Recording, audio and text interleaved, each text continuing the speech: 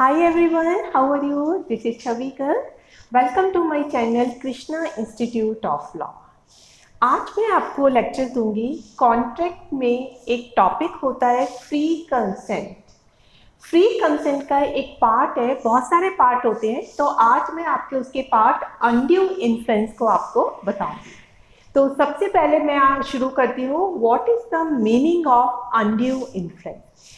देखिए, जब भी हम कॉन्ट्रैक्ट करते हैं, एक में क्या होती है, हमारी दो पार्टीज होती है, ये तो आपको पता है। एक पार्टी ऑफर देती है और दूसरी पार्टी उसे एक्सेप्ट कर लेती है। तो ये होता है कि किसी भी कॉन्ट्रैक्ट में दो पार्टी का होना बिल्कुल जरूरी है। अनड्यू इन्फ्लुएंस में क्या होता है कि एक पार्टी इस पोजीशन पे होती है कि वो दूसरी पार्टी की विल को डोमिनेट कर सके। ठीक है, एक पार्टी इस पोजीशन पे होती है कि वो दूसरी पार्टी की विल को डोमिनेट कर सके और वो उसे डोमिनेट करके उससे कोई अनफेयर एडवांटेजेस ले लेती है।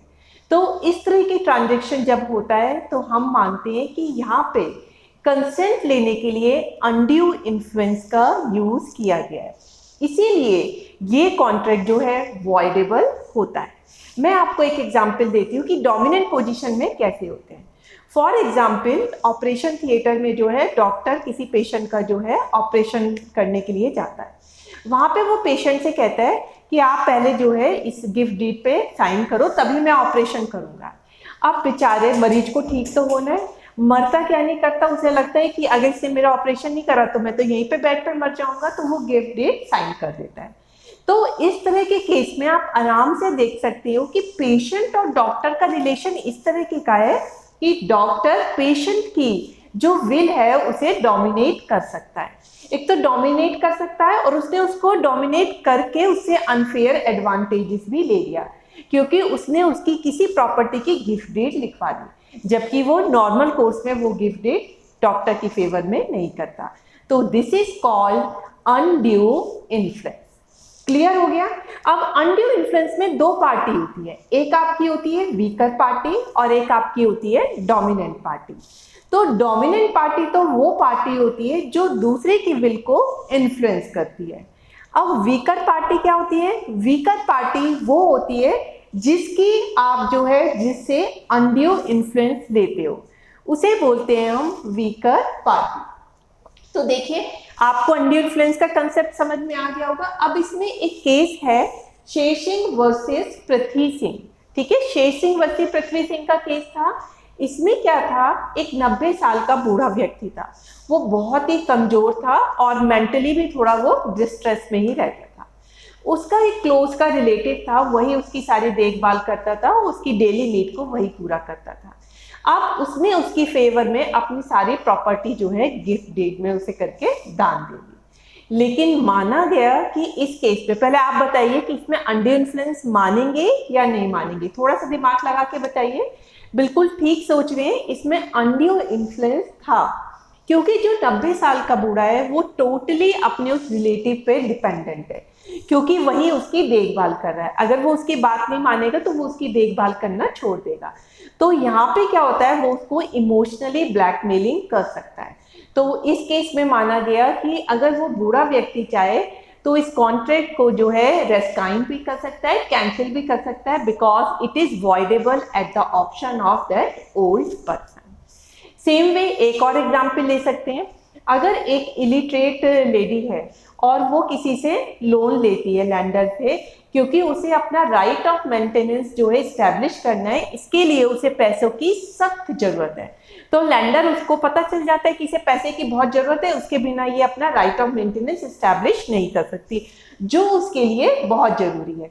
तो वो इंटरेस्ट कितना चार्ज करता है? नॉर्मली 15%, 12% होता है। बहुत से बहुत चार्ज कर लिया तो आप 12%, 20% भी ले सकते हो। लेकिन लैंडर को उसकी जरूरत पता थी, इसलिए वो बहुत ही ज्यादा पूरा 100% लेता है। मीन्स अगर 1000 लोन दिए तो 1000 का ही उसे इंटरेस्ट पे करना पड़ेगा।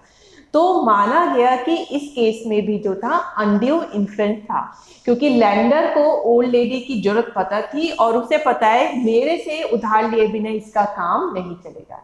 तो यहाँ पे लैंडर जो था ऐसी पोजीशन में था कि वो उस ओल्ड लेडी की विल को डोमिनेट कर सकता था, और उसने किया भी, और उसकी वजह से उसने अनरीजनेबल फायदा उठाया कि उसने इंटरेस्ट की रेट बिल्कुल 100% कर दी। तो this is called undue influence. तो अनड्यू इन्फ्लुएंस आपको बिल्कुल क्लियर हो गया होगा what is the meaning of undue influence. अब मैं आपको बताऊंगी कि अनड्यू इन्फ्लुएंस पे कुछ रिलेशनशिप ऐसी होती है जिन्हें देखते ही आप कह देंगे कि यहाँ पे अनड्यू इन्फ्लुएंस हो सकता है। तो वो रिलेशनशिप कौन कौन सी होती है?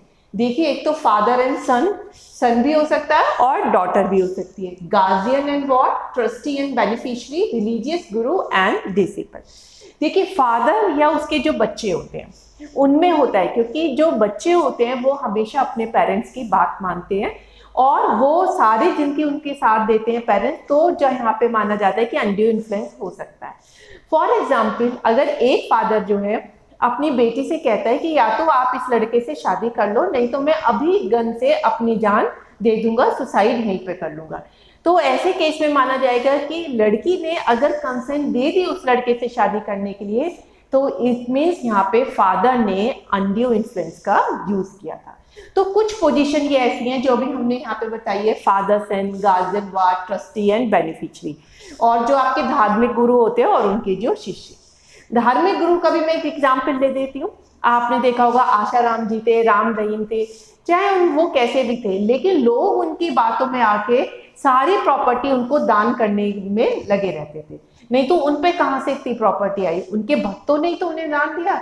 तो इस तरह से वो जो है उनसे दान लेते थे, क्योंकि वो कहते थे हम आपको मोक्ष दिला देंगे, आपका जीवन सुधर जाएगा, आपकी जिंदगी सुधर जाएगी।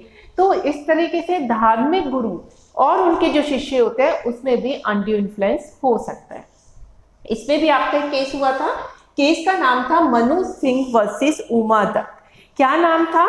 मनु सिंह वर्सेस उमा दत्त। ये मैं रिपीट कर रही हूँ जिससे कि आपको मेरा लेक्चर सुनते सुनते ही याद हो जाए। अब इस केस में क्या था कि धार्मिक गुरु ने अपने शिष्य को बोला कि बेटे, अगर तुम्हें जो है अगली जिंदगी में मोक्ष चाहिए तो आप अपनी ये प्रॉपर्टी मुझे दान में कर दो, मेरे लिए गिफ्ट डीड लिख दो। अब भक्त जो था उसने सोचा कि चलो मेरी अगली जिंदगी में मोक्ष मिल जाएगा और मुझे अगला जन्म बहुत अच्छा मिलेगा, तो उसने अपनी कुछ प्रॉपर्टी जो है अपने गुरु को दान में दे दी। लेकिन बाद में वो जो है इस कॉन्ट्रैक्ट से मुकर भी सकता है भक्त, क्योंकि ये अनड्यू इन्फ्लुएंस हुआ है, और आपको पता है अनड्यू इन्फ्लुएंस जो होता है वॉइडेबल होता है at the option of weaker party, जिसकी आपने कंसेंट ली थी। तो ये था आपका कि कब प्रिजम्पशन ऑफ इन्फ्लुएंस हम मानते हैं कि कुछ रिलेशनशिप में होती है। तो फादर सन में हो गई, गार्जियन में हो गई, ट्रस्टी बेनिफिशियरी में हो गई, और आपकी रिलीजियस गुरु एंड डिसिपल में भी हो गई। लेकिन जैसे आपके हस्बैंड वाइफ है उसमें हम नहीं मानते हैं कि अनड्यू इन्फ्लुएंस की प्रिजम्पशन को नहीं मानते हैं, डेटर क्रेडिटर में भी नहीं मानते हैं हम लोग। ठीक है, तो अब हमारा नेक्स्ट पॉइंट आता है कॉन्ट्रैक्ट विद पर्दानिशी वुमेन। ये भी बहुत इंपॉर्टेंट है, इसमें एक अलग से शॉर्ट नोट आ जाता है कि पर्दानिशी वुमेन पे जो कॉन्ट्रैक्ट है उसके बारे में आप बताइए। तो सबसे पहले तो मैं आपको बताती हूँ पर्दानिशी वुमेन कौन होती है।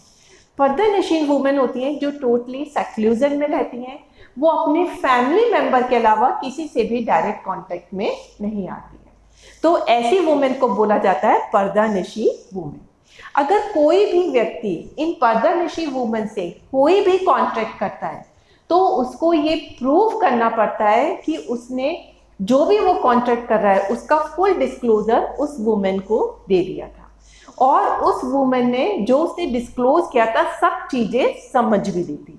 और थर्ड है कि उस पर्दानिशी वुमेन ने एक इंडिपेंडेंट एक्सपर्ट की एडवाइस भी ले ली थी, उसके बाद ही उसने पर्दानिशी वुमेन से कॉन्टैक्ट किया है। तो अगर दूसरी पार्टी ये सब चीजें प्रूव कर देती है तभी माना जाता है कि जो पर्दानिशी वुमेन के साथ कॉन्ट्रैक्ट है वो वैलिड है, अदरवाइज कॉन्ट्रैक्ट जो है वॉइडेबल होता है at the option of pardanishi women. तो पर्दानिशी वुमेन भी बिल्कुल आपको क्लियर हो गया। अब नेक्स्ट आता है इफेक्ट ऑफ अनड्यू इन्फ्लुएंस। इसका मतलब है कि अगर हमने कोई कॉन्ट्रैक्ट किया और उसमें अनड्यू इन्फ्लुएंस यूज हुआ है तो फिर उसका अल्टीमेटली इफेक्ट कॉन्ट्रैक्ट पे क्या पड़ेगा। देखिए, कॉन्ट्रैक्ट या तो वॉइड हो सकता है अब इनिशियो। अब इनिशियो का मतलब होता है शुरू से ही वॉइड हो सकता है, या फिर वो एग्राइव पार्टी के ऑप्शन पे वॉइडेबल हो सकता है। तो वॉइडेबल का मतलब है कि जो एग्राइव पार्टी है चाहे तो वो उस कॉन्ट्रैक्ट को रेस्काइन कर दे, कैंसिल कर दे, या फिर वो उसे रिटेन भी कर सकती है। तो जो अनड्यू इन्फ्लुएंस होता है, अगर उसमें कोई भी आपका अनड्यू इन्फ्लुएंस यूज हुआ है तो जो वीकर पार्टी है उसके ऑप्शन पे वो कॉन्ट्रैक्ट वॉइडेबल होता है। वो बाद में चाहे तो उस कॉन्ट्रैक्ट को रेस्काइन भी कर सकती है। तो ये था इफेक्ट ऑफ अनड्यू इन्फ्लुएंस। अब अनड्यू इन्फ्लुएंस में अगर हमारी ये वाली कोई भी पोजीशन है तो कोई भी कह देगा, जैसे शिष्य कह देगा नहीं भाई ये कॉन्ट्रैक्ट तो नहीं है क्योंकि उन्होंने मेरी अनड्यू इन्फ्लुएंस ली थी। ट्रस्टी के साथ बेनिफिशियरी भी ये ले सकता है, वार्ड भी ये कह सकता है कि भाई नहीं गार्जियन ने अनड्यू इन्फ्लुएंस से मुझसे कॉन्ट्रैक्ट किया है। सन भी कह सकता है कि फादर ने जो था अनड्यू इन्फ्लुएंस यूज किया था। तो अगर वीकर पार्टी आप पे ये आरोप लगाती है दूसरी पार्टी पे जो कि डोमिनेंट पार्टी है कि आपने अनड्यू इन्फ्लुएंस यूज किया था, तो आप कैसे रिबटिंग द प्रिजम्पशन। रिबटिंग प्रिजम्पशन का मतलब होता है कि आप इस चीज का खंडन करेंगे कि नहीं हमने कोई भी इन्फ्लुएंस यूज नहीं किया था। तो ये जो प्रिजम्पशन है अनड्यू इन्फ्लुएंस की, इसे आप रिबट कर देंगे। रिबट मीन्स खंडन कर देंगे। अब वो कैसे कर सकते हैं? सबसे पहले डोमिनेंट पार्टी को कोर्ट में ये प्रूव करना पड़ेगा कि जब मैंने कॉन्ट्रैक्ट किया तो मैंने वीकर पार्टी को कॉन्ट्रैक्ट से रिलेटेड सारा डिस्क्लोजर किया था, और जो वीकर पार्टी है उसने एक एक चीज अच्छी तरह से समझ भी ली थी। और थर्ड है, जो वीकर पार्टी है उसने इंडिपेंडेंट एक्सपर्ट एडवाइस भी ली थी कि क्या उसे ये कॉन्ट्रैक्ट करना चाहिए या ये कॉन्ट्रैक्ट नहीं करना चाहिए। और फोर्थ है कि उसने जो कॉन्ट्रैक्ट किया है वो बिल्कुल भी अनरीजनेबल नहीं है। यहाँ पे अनरीजनेबल का मतलब है कि जो डोमिनेंट पार्टी है उसने कोई भी एक्स्ट्रा प्रॉफिट जो है वीकर पार्टी से नहीं लिया है। अगर ये 4 पॉइंट, कौन कौन से पॉइंट हुए? एक तो उसने फुल डिस्क्लोजर किया है वीकर पार्टी को, वीकर पार्टी ने उस डिस्क्लोजर को अच्छे से समझ भी लिया है, वीकर पार्टी ने इंडिपेंडेंट एक्सपर्ट एडवाइस भी ली है, और डोमिनेंट पार्टी ने वीकर पार्टी के साथ कोई भी एक्स्ट्रा प्रॉफिट नहीं लिया है। इट मीन्स वो ट्रांजेक्शन अनरीजनेबल नहीं था, बिल्कुल रीजनेबल था। अगर डोमिनेंट पार्टी ये सारी चीजें प्रूव कर देती है तो फिर माना जाता है कि वो एग्राइव पार्टी के ऑप्शन पे वॉइडेबल नहीं होगा और कॉन्ट्रैक्ट बिल्कुल वैलिड है।